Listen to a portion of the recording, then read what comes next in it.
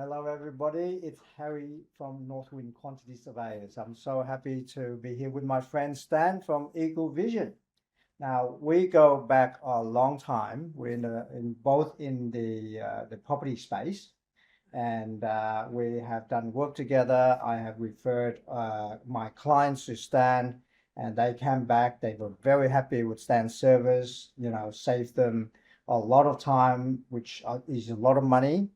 So I want to Stan to introduce a little bit about you and your company. Sure. Thank you. Yeah, sounds great. So, look, I've been in the development industry since 2001, and I actually started on the development side of things. I was quite keen to learn what it takes to be a property developer, and at the time, it was more about understanding the sales and acquisition side of development sites. Yes. But before that, my background was engineering industrial design. So after about 6 or so years of spending time in the development side, I thought to combine the two sort of backgrounds together. Sure. And when it comes to visualizing property developments, it was more about understanding the strategy behind Yes. whether it's a planning application or it's marketing of the project, of the plan. Yes. They're very different objectives. Okay. And knowing that and really keeping that in mind Sure. is always our number one priority. Okay. The other side of it is we believe less is more. Okay. Quite often developers can get really excited about technology. Yes. There are so many glitzy ways and strategies of doing things, and Right. interactive and virtual reality and fly-throughs and all these different tech things. Yeah. AI, I suppose. Absolutely. AI, all of these different tools that are there, they're really just that. They're tools to achieve a purpose. Right. If the purpose is to get the application into VCAT, Mm-hmm. make sure that it's done on time, then it's really not so much about the exciting tools. It's more about the scientific methodology that can then be tested in court. Right. So let me get it right. So there's two parts, right? There's the town planning stage. Yes. And then there's the marketing. It's very important. to Absolutely. get the visual Yep. right and things like that. Let's talk about the town planning stage. Sure. As a developer, Yep.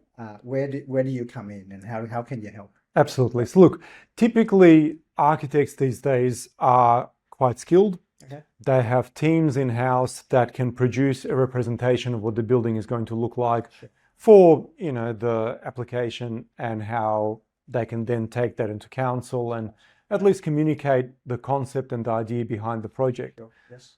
Often what happens, especially at the moment, are a lot of these applications are getting refused at council for a variety of reasons. Right. And at that point of time, the developer, especially in Victoria, they go through a process through something called VCAT, Yes. where lawyers get involved. Mm. Lawyers typically then they put together a case. Yes. As part of that case, we are, or people like us, produce what's called visual impact evidence. Visual impact evidence. Okay. Yeah. So these are photomontages Yes. of the project in a neighbourhood context. So they are specified in a number of points. Typically, the urban planning witness says, all right, I want to be able to talk about this project in the context of this street or that street, or here is a proposed massing envelope in this area. Yes. Basically like what might be likely in terms of height. Yes. Because typically projects that we get involved with, if the council is not completely against the application, it's generally about height. Okay. Because people have very little understanding of how big a project might look like. Yes. And a representation from an architect sometimes is seen as being, a little bit biased. Yes. Whereas we come in as an independent consultant and we're providing expert evidence Yes. that is actually scientifically based on how this thing can be built. Right. So would you tackle some of the points that the council has, object sometimes of your work? Look, typically in our work, we're driven by the planning lawyers and their consultants. So we're not really, although we're paid by the developer, we're actually providing objective information. Okay. And so it's about what the architect has designed and us producing that to our best level of ability with the accuracy on what it's going to look like from a particular point on the street. Sure. Okay. Yeah. Stan, with your work, is there a registration or is there a credential that's been recognized for your work, or if anybody can put their hand up and says, I can do this? Look, a lot of people try, Yep. basically. And these days, access to software is quite straightforward. Yes. So they could. Yep. That's the answer.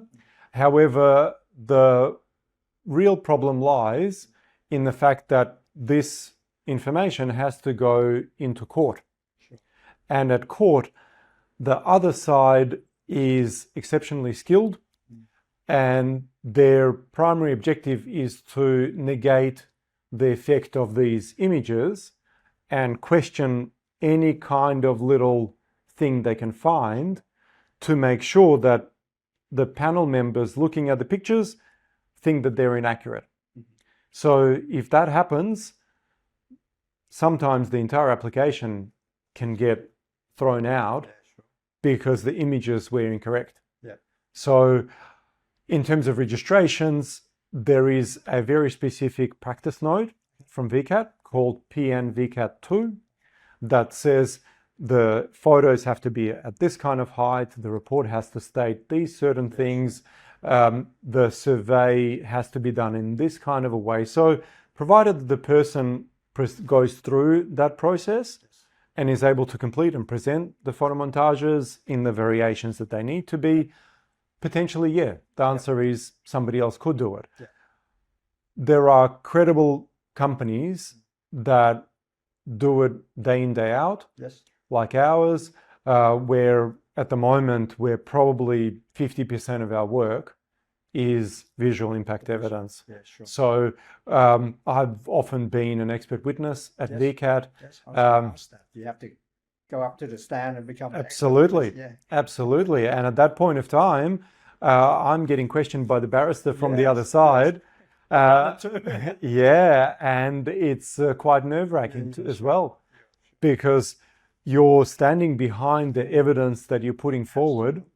You're also testifying to the accuracy of that evidence and the landscaping that's shown, the species of plants, accuracy of every little bit is being questioned by the other side to make sure that they can somehow negate everything that you put forward. And it's, quite a nervy exercise. Gotta get it right. Yeah. Absolutely. So, it's quite an in-depth process and very different to marketing visualization. Sure. Everything is critical on time. Stan, can you give us an example or case study that you have worked on and has helped the developer has gone through and achieved what they Look, there are many of those, many of those. Just last week, we had a childcare centre that had actually been through the process over 2 or 3 years on applying for a reasonably, from what it looked like from the outside, a fairly straightforward case.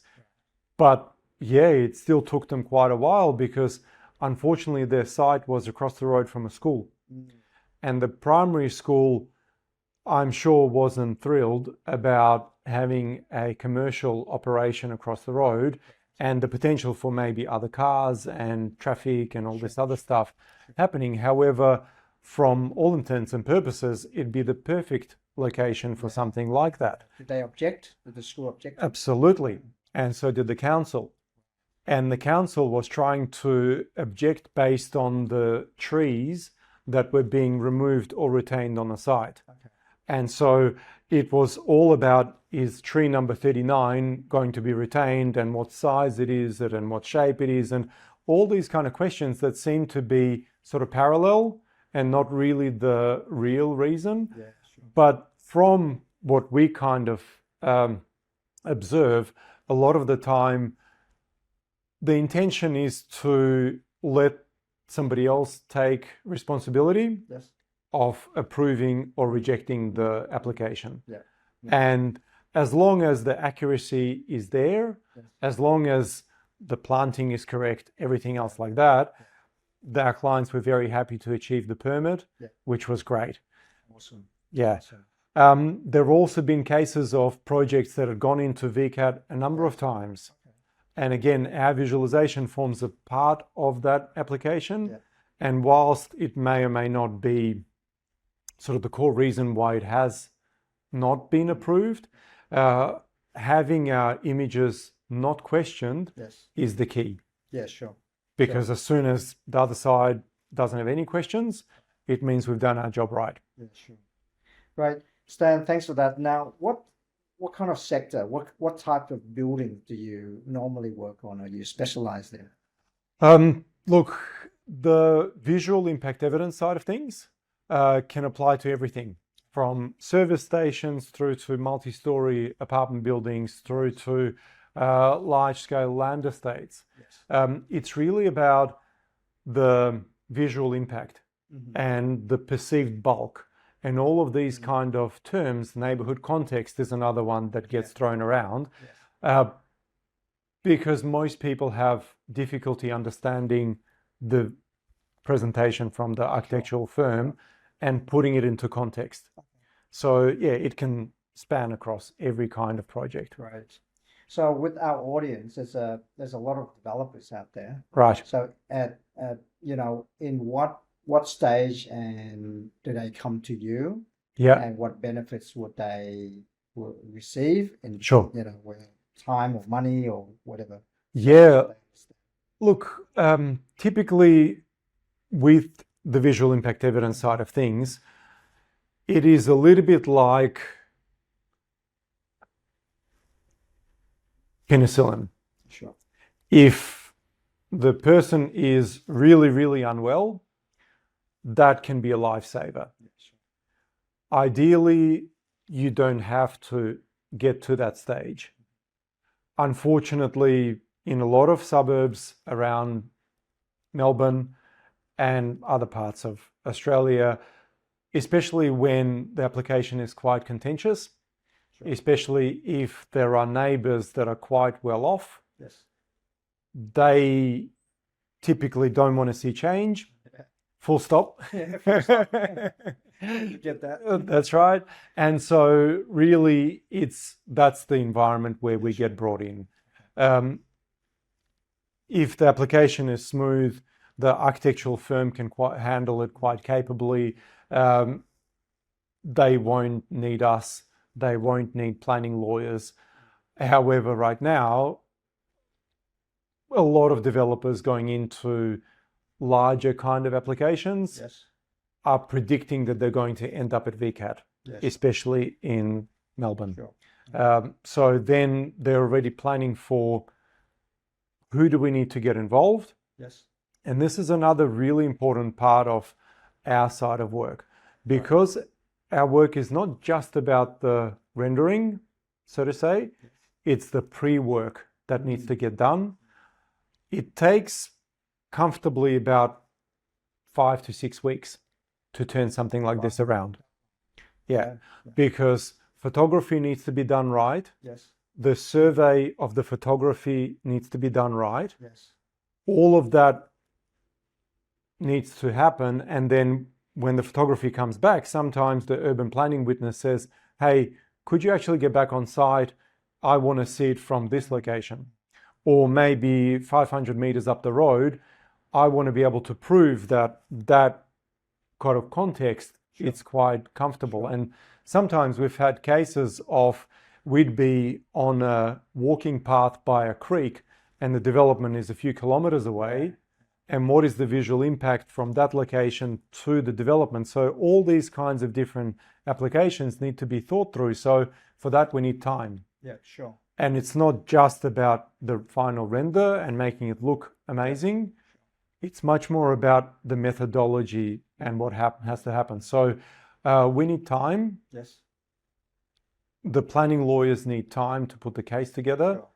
If the developer is thinking that they're going into a challenging situation, Yes. it's better to get people like us involved early, Yes. if at all possible. Yes. Yes. Capacity, all of those kinds of things need to be thought about. So yeah, that's kind of the value understanding that I wanted Sure. to explain. Now, thanks for that. And you know, if you're out there, you're a developer, and you've got projects that you know, potentially going to VCAT, and you want to you know, minimize time and cost, how do they contact you? Sure. Look, what we'll do is we'll share a document called 5 Insights to 3D Visuals for Effective VCAT Applications. Sure. That document will talk about the methodology of how we go about doing things. You can obviously find us at www.eaglevision.com.au, but we'll provide that link below so you can download the document. And yeah, I think that's a pretty good understanding of the overview of what we do, and Sure. they can get in touch Yeah, with us from there. about the marketing in the next stage? That'd be great. Okay. Absolutely. Just wanted to end this session, so it's part 1. Thank you, Stan, for being here and providing valuable information. As I said, you know, I think that what you do is such a specialized work that not a lot of people know. And obviously you helped a lot of developers. So, you know, thank you for sharing that knowledge. Sounds great. Okay. Excellent. Thank you. See you, everybody, and see you in the next video. Thank you. Bye.